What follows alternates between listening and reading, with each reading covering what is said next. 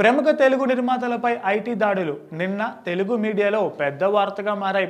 నిర్మాతల ఇల్లు, ఆస్తులపై దాడులు జరగటం ఇదే మొదటిసారి కాదు. ఇలాంటి సంఘటనలు మనం గతంలో చాలానే చూసాం. అయితే ఈ మధ్య కాలంలో పెద్ద హిట్స్ ఇచ్చిన 2 టాప్ ప్రొడక్షన్స్ హౌస్లపై దాడులు జరగటం అందరి దృష్టిని ఆకర్షిస్తోంది.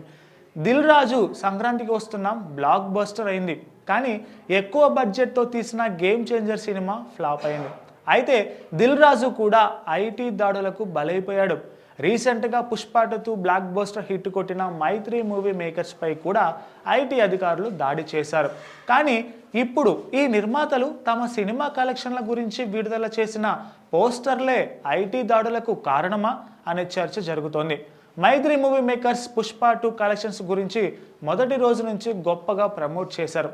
3 రోజుల్లో 500 కోట్లు, వారం రోజుల్లో 1000 కోట్లు అంటూ పోస్టర్లు విడుదల చేసి సినిమాను ప్రమోట్ చేశారు.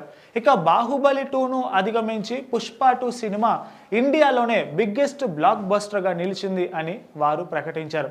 మరోవైపు గేమ్ చేంజర్ తొలి రోజు 186 కోట్ల రూపాయలు వసూలు చేసిందని దిల్ రాజు బ్యానర్ ఓ పోస్టర్ను విడుదల చేసింది. గేమ్ చేంజర్, సంక్రాంతికి వస్తున్నాం ఆదాయ వ్యయాలను అధికారులు పరిశీలించినట్లు మనకి సమాచారం.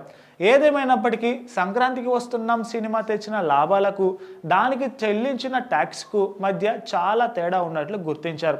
ఇక రెండో రోజు కూడా సోదాలు కొనసాగుతూనే ఉన్నాయి. ఇక పుష్ప 2 డైరెక్టర్ సుకుమార్ ఆస్తులపై కూడా ఐటీ అధికారులు దాడులు చేస్తున్నారు.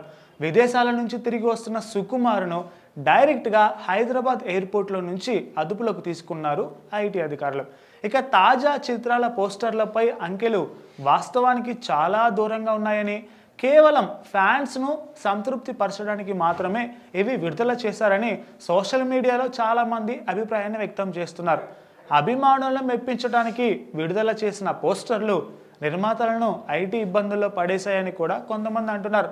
ఏదేమైనా ఈ నిర్మాతలపై దాడులు చేయడం వెనుక కారణం ఏంటి అని వారు ప్రశ్నిస్తున్నారు. Please subscribe to the channel and download the Politicos app from the links in the description.